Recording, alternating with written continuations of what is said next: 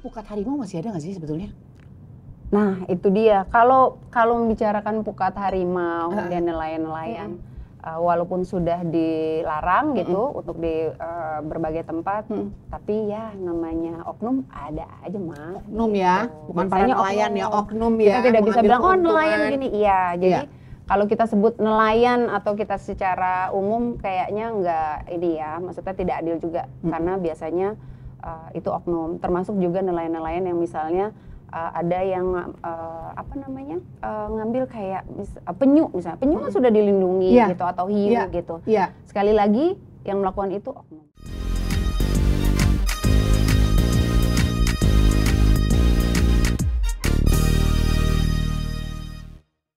Jadi semuanya kejadian-kejadian yang sudah dialami itu ada sesuatu yang unik nggak yang pernah terjadi atau apa gitu? Yang dirasakan Rika atau teman-teman? Kalau yang unik ya selalu ada aja ya, ada banyak yang lah paling gitu. Unik yang tidak pernah terlupakan?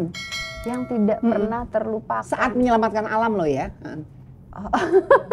Oh biasanya sih kayak kalau kita sedang menanam mangrove nih ya, misalnya gitu, menanam mangrove kan ada aja waktu misalnya kita pertama kali gitu, ayo dong nyemplung gitu, sementara itu lumpur sampai sini nih mah ada yang sampai paha ya kan, betul, gitu. Betul, kadang orang nggak mau gitu. Betul. Jadi awal aduh ngeri. Tapi begitu kita nyemplung sampai sini, itu pengalaman yang sangat luar biasa gitu. Jadi yang tadinya kita biasanya di darat yang tahunya bersih-bersih. Kalau ke pasar juga bangunnya nggak mau yang blok-blok, sekarang milih gitu ya. Tapi kalau pada saat program itu you have to go down langsung, terus menanam itu nggak susah tuh, nggak repot, nggak menyenangkan. Kadang kita suka bercanda gitu, sekalian nih luluran ya kan, lumpur ya. Tunggu dulu, tapi mangrove itu punya bau khas ya, tertentu ya kalau mangrove itu, setahu saya ya. Beda-beda ya, jadi kan jenisnya ada banyak sekali tuh. Gitu, nanti kita bahas kali ya masalah-masalah mangrove. Tapi kalau luluran boleh kita bahas juga tapi standar ya. Oke, pernah merasa takut nggak saat menyelamatkan alam? Maksudnya gini, misalnya kan tadi tuh masuk ke mangrove, wah, akhirnya pada bercanda gitu. Pernah nggak ada satu kejadian di mana pada saat itu Rika harus turun dengan teman-teman, dengan kakak-kakak yang lain gitu. Terus kejadiannya itu sangat-sangat mencekam atau apa, pernah merasakan rasa apa ya, kecil gitu. Merasa apa gitu, kan berhadapan dengan alam gitu. Oke. Sebetulnya mungkin bukan pada saat nanam mangrove atau apa, tapi lebih kepada saat kita turun ke lapangan untuk menolong bencana alam. Bencana alam. Oke. Gitu. Jadi kan karena Sea Soldier bukan hanya bergerak itu di konservasi dan lain-lain, tapi pada saat ada keadaan darurat bencana alam, dari beberapa tim kita kirim untuk ke lapangan. Di situ mungkin kita bukan tim yang gerasa-gerusuknya segala macam, tapi kita di situ ada anak-anak, ada orang tua yang khawatir. Betul. Kita bantu sebisa kita. Mungkin di lapangan, dan kita bekerja sama juga dengan NGO yang lain. NGO yang lain. Dan itu kadang kita merasa kecil bahwa nih loh alam gitu, dengan ibarat kata dengan jentikan aja semua bisa porak-poranda gitu. Allah Maha Kuasa atas segalanya. Saya juga berbagi sedikit cerita di gabungan artis seniman Sunda. Saya kebetulan dengan sahabat-sahabat sadulur Sunda yang lain, ada Meli Guslau, Deswita, Ferry, Arman, dan masih banyak lagi sahabat-sahabat yang lain. Kita terjun juga ke beberapa wilayah dan termasuk juga pernah hadir menemani semua masyarakat gitu ya pasca gempa dan gunung meletus sebetulnya. Gunung Merapi yang ada di Medan kalau nggak salah ya Kika ya, waktu itu saya pakai nanya ke manajer saya, lupa ingat daripada salahin ya kan. Nah itu memang ada di situ, saya ada di situ, turun langsung bertemu dengan masyarakat. Yang kita rasakan pada saat itu mungkin sama seperti yang Rika dan kawan-kawan rasakan juga. Jadi antara rasa tidak hanya merasa takut dan kecil karena kuasa Allah tuh maha luar biasa, tapi sebagai manusia ada rasa takutnya juga. Kita juga prihatin kepada saudara-saudara kita yang saat ini sedang kondisinya sedang kesulitan, kesusahan, dan baru saja mengalami gempa di daerah Cianjur ya. Apakah Sea Soldier juga turun di sana? Kita juga menggalang dana bersama teman kita ya yang lain dari NGO yang lain juga, sama-sama menggalang dana untuk dikirimkan langsung ke lapangan. Segala niat baik insya Allah tersampaikan. Dan menjadi berkah. PR-nya adalah pasca gempa, pasca peristiwa. Karena abis itu kita akan memikirkan bagaimana anak-anak itu, ya kan, kelanjutan bagaimana menghilangkan rasa trauma yang luar biasa besar dan bagaimana kita bisa menghibur mereka bahwa semuanya di depan sana insya Allah akan baik-baik saja. Tentunya juga tidak bisa dilakukan hanya Sea Soldier ya, kerjasama Pemda, Pemkot setempat dan lain sebagainya, dan semua pihak yang terkait. Betul. Ya itu kan menjadi PR. Saya kebetulan juga memikirkan itu, dampaknya seperti apa. Kalau dekat sih, wah aduh kita udah ya udah ke sana. Saya termasuk orang yang gerasa-gerusuk juga, hobinya gitu ya. Oke, seberapa penting keterlibatan generasi milenial dalam menjaga alam ini pertanyaan yang sangat penting banget. Kita mengajak generasi milenial sih. Apa yang sudah dilakukan Sea Soldier? Ada nggak step-step itu? Iya, kita kan memang juga ada regenerasi juga dari Sea Soldier. Pasti. Kita mengajak teman-teman ini ikut bersama kita edukasi, kita berikan edukasi karena kita edukasi ke sekolah-sekolah juga. Bagus banget gitu. Loh. Jadi kita ada Sea Soldier ke sekolah.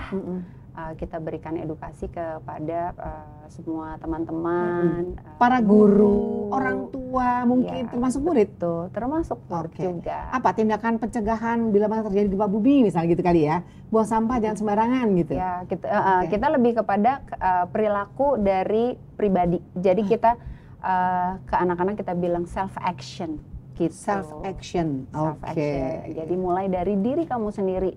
Jadi kamu nggak usah nih mikirin pemerintah, mikirin yang lain-lain. Dari kamu aja dulu gitu. Contohnya kayak kamu suka pada jajan nggak? Paling gampang kan gitu. Nah, suka jajan, suka sama lah, Mama Ira juga suka jajan. Gitu. Hobi makan bakso. Iya, jajan apa? Jajan es gitu. Pakai sedotan nggak? Iya, pakai. Sedotannya terbuat dari apa? Plastik. Terus kalau nggak pakai sedotan, tetap bisa minum nggak? Bisa. Jadi kenapa harus pakai sedotan?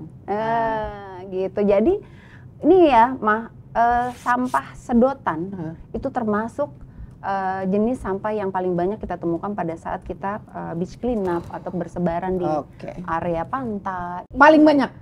Termasuk salah satu. Gitu. Karena cuma sekali pakai kan, abis itu mana ada orang mau pakai bekas kita ya.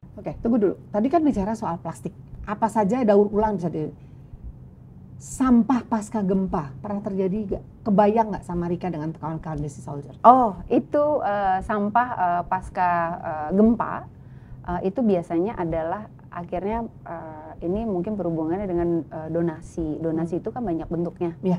Gitu, ada pakaian, ada segala macam sepatu, sandang pangan, iya dan sebagainya. Iya. Nah, jadi itu makanya penting koordinasi semua pihak yang ada di lapangan. Iya. Karena ini yang terjadi, akhirnya kita melihat itu sampah-sampah pakaian itu menggunung. Oh ya? Karena apa tidak dipakai atau memang karena berlebihan?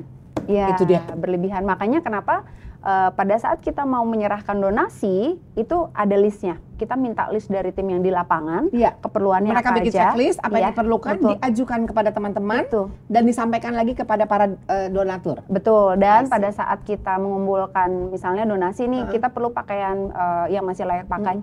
Itu sebelum kita kirimkan itu kita kurasi dulu. Gitu. Mana yang memang benar-benar kira-kiranya akan dipakai, sisanya ya udah kita simpan, karena itu bisa kita lempar lagi ke entah nanti untuk didaur ulang seperti itu, supaya tidak menyebabkan timbunan sampah di lokasi. Berdonasi tepat sasaran kuncinya seperti itu kali ya, bahasa yang paling tepat ya. Bukannya kita tidak boleh melakukan itu, tapi alangkah indahnya kalau tepat sasaran. Apakah alam Indonesia sudah baik menurut kawan-kawan? Sebetulnya kalau kita bilang mungkin tidak baik-baik saja. Tidak baik-baik saja. Apa maksudnya? Tetapi menuju perbaikan.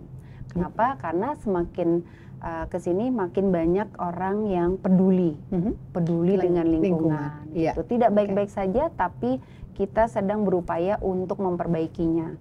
Dan kita melihat banyak sekali perubahan perilaku juga dari teman-teman gitu di luar sana. Gitu. Perubahan perilaku yang lebih positif. Ya. Berarti karena progress, itu ya? Paling penting. Ada pertanyaan nih. Apa sih kira-kira harapan dari pemerintah tentang alam Indonesia ini? Pemerintah nih, keterlibatannya apa? Keterlibatan pemerintah. Kita dari dulu sama pemerintah itu selalu berdampingan. Selalu berdampingan karena mungkin banyak orang, aduh pemerintah nggak begini, nggak begitu gitu. Buat kita adalah kita sama pemerintah itu harus beriringan. Kenapa? Pemerintah pasti akan membuat regulasi. kemudian ada aturan juga, kemudian mereka punya rencana jangka pendek, jangka panjang. Betul. Nah, kalau tidak ada yang melaksanakan nih, kita sebagai eksekutor di lapangan, betul, program betul. itu tidak akan berjalan. Betul. Jadi kesinambungan antara pemerintah dengan semua NGO yang terkait, ya kan, semua yang terkait itu seiring sejalan melaksanakan semua program-program yang ada, ya kan, perlu juga keseimbangan dari segala sisi, termasuk juga dari segi keuangan dan sebagai pendanaan itu ya. Karena nggak mungkin program ada, ya kan, program ada, pemerintah mau jalan, eksekutif nggak ada, tapi dana juga nggak ada, ya kan. Nah inilah dia, jadi betul-betul dipikirkan secara matang, ya kan. Kalau misalnya soal alokasi budget atau dana itu kan nggak cuma sehari kayaknya ya, tapi sekali lagi kembali kepada diri masing-masing. Good. Rika, ini kan ada kamera di sini. Monggo disampaikan kepada semua teman-teman bagaimana apa harapannya Rika atau bagaimana caranya untuk menjaga keseimbangan alam. Monggo. Oke. Halo teman-teman semuanya. Yuk kita bergerak bersama barengan karena kita semua berani. Wes, karena kita semua berani, keren. Ngerti nggak Rehan? Berani, karena kita semua berani. Berani itu benar-benar sadar sama lingkungan, ya kan?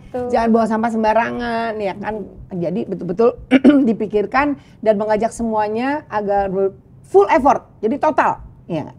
Nggak cuma dari ikutin program aja atau sekedar nonton TV terus menyalahkan orang itu tadi saya bilang itu, ya kan? Karena saya nggak tahu ya, budaya di sini kadang-kadang lebih sering memojokkan atau mendiskriminasikan gitu daripada ada peran aktif gitu turun langsung di lapangan.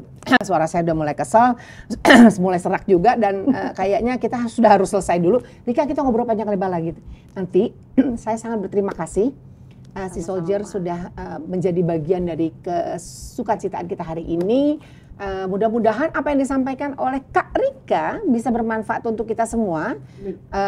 Ada juga yang kadang-kadang menanyakan, Mama Ira kurang panjang. Hei, dikata orang pada nggak mikir di sini bikin panjang ya. Nanti aja kalau mau ceritanya lebih panjang, episode yang lebih panjang, langsung hubungin ke IG-nya tadi, Sea Soldier _. Nanti tulis ya teman-teman, Sea Soldier _. Oke, kalau gitu. Nah, terima kasih banyak keluarga campur-campur. Mari kita sadar diri untuk selalu menjaga lingkungan. Belajar dari hal yang terkecil, sulit awal mulanya, tapi insya Allah akan menjadi hal yang bermanfaat. Tidak hanya buat kita, orang-orang yang sudah dikategorikan berusia atau sudah dewasa, tapi alangkah indahnya akan terjadi juga pada regenerasi berikutnya. Simple banget, tapi sangat bermanfaat. Keluarga campur-campur, terima kasih ya.